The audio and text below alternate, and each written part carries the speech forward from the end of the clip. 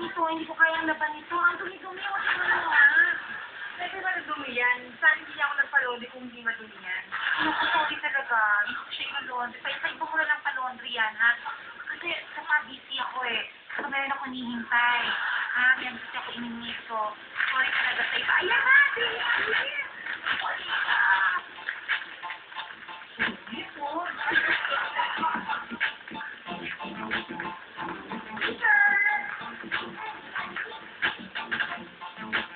Peter, yung friend ko. Basic exercise. Hi. Ayun. Natuloy na sa ma'am na mag-birthday ka doon malaki. No? Gusto mo pumasok sa maraming pang-party breakfast dito at pag-giveaway. Hashtag mo po. Mamili ka dito. Ito ha? Ano bang nasa-suggest mo para kakaiba yung maganda talaga? Alam mo, Ma'am Daisy, lahat ng tingin mo maganda, maganda para sa akin. Oo, Ito, mukhang maganda to. Perfect. Oo, alam mo, maganda yung basic ako. Ako sa'yo, kumuha ka na ng mga 400 pieces or 500 pieces niya. Kasi baka ma-out sa kaubusan ka. Di ba, Peter? Tama, you're right. Ganun ba?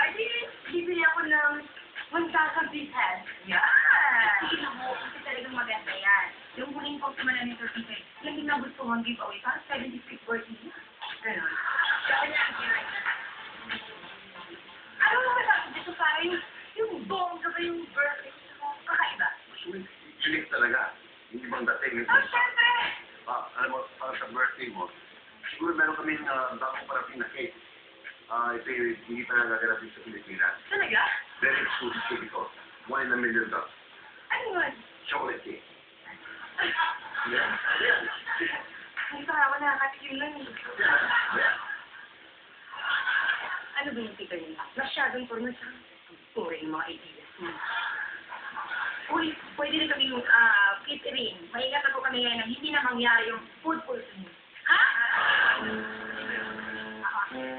Alam mo, doon na ako muna sa kanila. Uy, mas maganda yata doon eh. Hindi na nakakasita.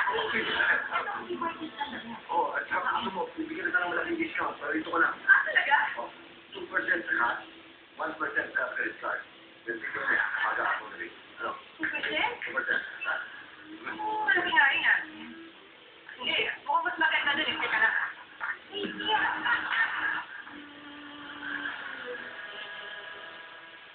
Sinabi mo may food poisoning.